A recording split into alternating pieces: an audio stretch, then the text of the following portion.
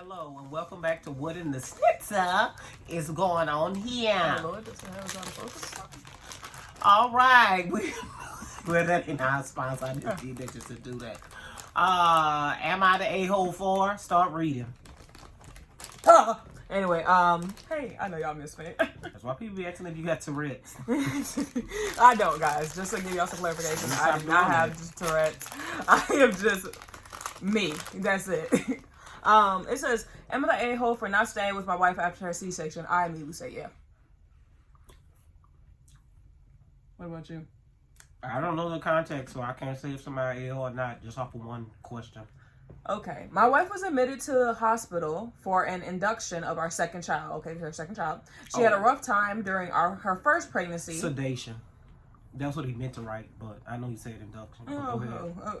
She had a rough time during her first pregnancy, as it was during lockdown, and they were in the United Kingdom. 2020. So, I think so. That's lockdown. Oh, yeah, my bad. I was not allowed to stay during this time, so she asked that I stay each night with her during this pregnancy. She gets quite anxious and wanted me there for support during the night, as she doesn't feel comfortable asking the night staff. We came to the hospital 2 a.m. on a Sunday morning, where she was put on a ward and started on hormones. The labor was in progress and very quickly, so she told me to go home around 9 a.m. as she needed me when the baby came. I came back in the evening, and she told me to go home and rest around midnight. I came up early Monday morning and spent the day with her, and went home about 5 to spend time with our daughter staying with our parents. I got a call at 1 a.m. Tuesday from her. She thought she was in labor, but didn't think the staff were taking her seriously. Keep going. I rushed up to the ward. Baby was born 3 hours later via emergency C-section. Oh my. We were moved around a fair bit until we were settled in a ward around 4 p.m. on Tuesday. Both extremely tired, her obviously much more, but we managed a few hours as they had a little sofa I could lay down on. I got up through the night to help with the baby so she could rest. Wednesday, we had a nap during the day, but I stayed all night. This is where the question arose. The baby was noted to have health problems and so has been taken for further tests. I took the baby as my wife had trouble walking during the pregnancy due to pelvic pain. Understandable. This has continued, and so she is in a lot of pain quite often, combined with the surgery. They needed to move us to another ward to observe the baby, but this ward does not have a pull-out bed for partners. I have lower back pain, so I've carried a cushion around to alleviate it while she's been in the hospital. It doesn't do much, but it means I can sit in the chairs for a bit rather than needing to lie down. I told my wife that I couldn't stay, as I wouldn't be able to sit in the chair all night with no sleep. She expected me to stay the night and continue to help her out during the day. I feel really bad about it, but I wouldn't be able to sleep at all, and sitting in the chair would just further screw up my back. Then I'll be of no use the next day without sleep and with back pain. I set everything up for my wife to make it easier for her during the night. I spoke to my staff and told her how anxious she is and she'll need extra help, and told my wife to ask for help when she needed it. I left at 12 a.m., came back when the doors opened next morning. I've been taking over during the day and let her rest when she wants to. My argument is that I can't physically stay awake all night and day. Although I agreed to stay all night with her admission, I thought at least I'll be able to lie down. Am I an a-hole? Now with further context, no. No, I don't honestly think that he's a-hole, especially if he have pre-existing conditions with his back, because I have dealt with lower back pain to where it's crippling, where I can't even walk. So it wouldn't be good at this time for both of y'all to be out of commission, because number one, you still have another child that's with the grandparents, and grateful that they're able to do that. But I understand how you're saying just for at nighttime, even though it may be anxiety increases at night, that's just something that they could probably give her to sedate her. True. And as you stated, if the child is in like an ICU, they have nurses around the clock helping with the child. So I don't think that she would have, unless she's nursing, to have to deal with that. But a lot of times when a child is in ICU, they actually make the mother pump breast milk in order to keep in the different pouches or bottles or whatever the ICU team people need, and they make her pump from using a machine, because I know I had a friend that happened to her. She had to leave because they discharged her, but they didn't discharge her baby, and so she would come home, eat, cook, pump from the thing that they gave, because hers was a where you plug into the wall. Then she would have to leave and then go bring the nursing the milk up there for her child. So to me, I don't think that you're an a-hole for just asking for decent comments. And I like the way that you added all of the details of what you are already doing. True. Because I honestly believe that's going forward and beyond. Because even though, yes, I can understand how someone would feel that they are the a-hole, because he said she had pelvic pain prior to, and having a C-section, that is far greater because you've been cut, and that's going to make it even worse to where she can't hardly get up. And then what make it even worse is that she has anxiety, so her body is in the fight or flight mode 24/7, and she's not really resting.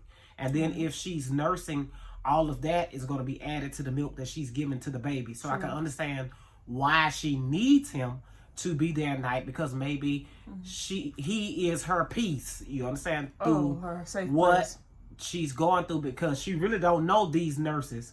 And when nurses are on call, you're not the only one that they can tend to. Yeah, you can buzz the button, but then you're going to have to wait. Right. And in waiting, what if she has to use the restroom? Because she still has to get up and use the restroom. What if the nurse don't get there on time? I know they give you bed pains and all that kind of stuff, but sometimes people don't like, using it in a, thing for that. But for this extenuating circumstance, could you see whether or not, if when you come home, her mother goes over there with her through the night, or is it the mom and the grandparents are too old to handle such a great responsibility?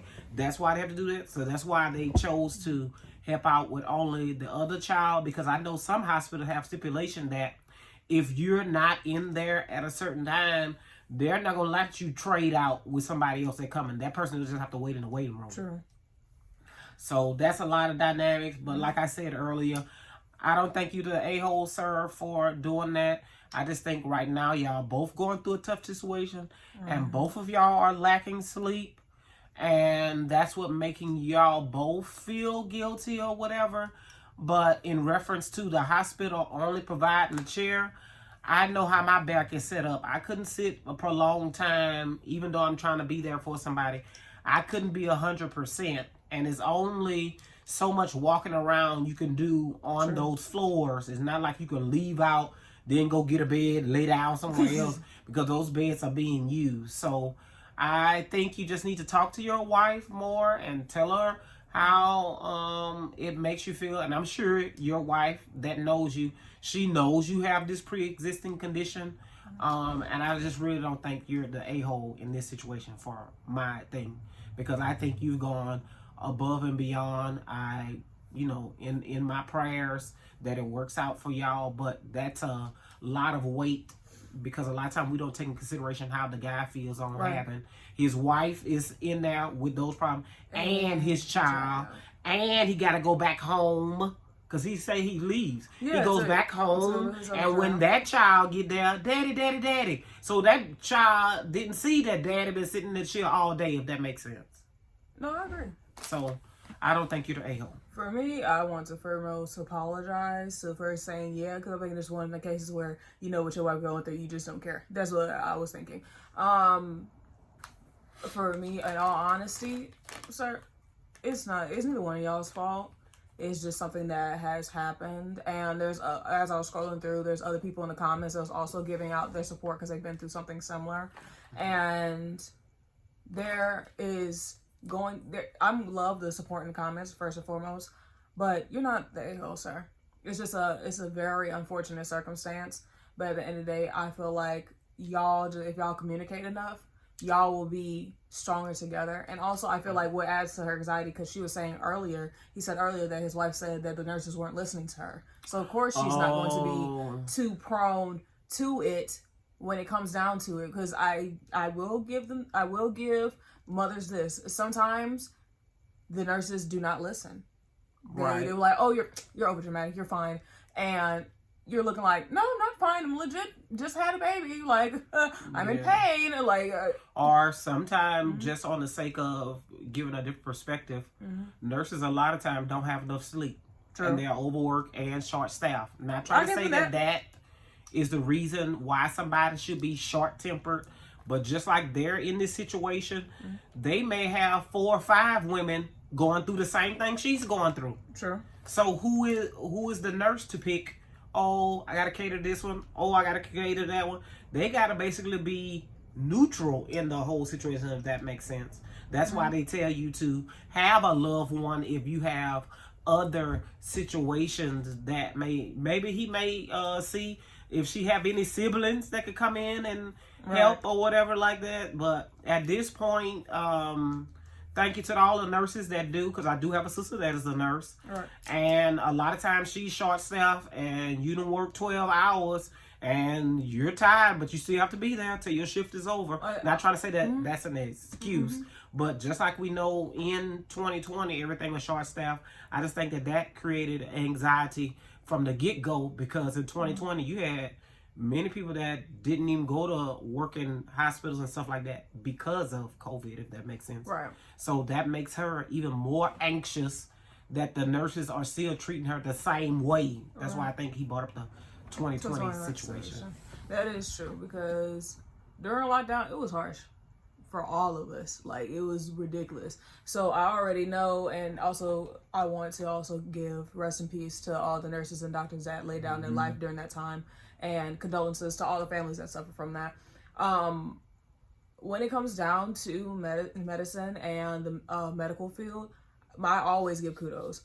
But also I say there's a lot of things that need to change as well with the medical field and with certain studies and stuff like that. When it comes down to pain tolerances and stuff like that, it needs to be more diverse on the study and not on one specific group of people, if you get what I'm trying to say. Yeah, ethnic background. Right, ethnic background. So I feel like overall, it's just a lot of growth that needs to be happening on both sides. It needs to be more studies and discussions talked about.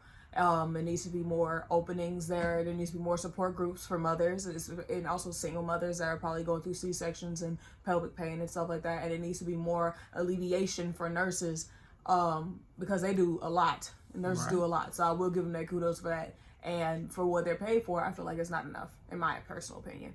So in all honesty, it needs to be a lot of change that goes on in the medicine field so it can help everyone involved, from mothers to people that aren't mothers to regular people to older folks and people of different ethnic backgrounds in general. That's how I personally feel. So overall, sir, you're not the a-hole. You're an amazing father. Keep on doing what you need to do. We're rooting for you. All right, then. Let us know in the comments how y'all feel about the situation. Toodles! Bye!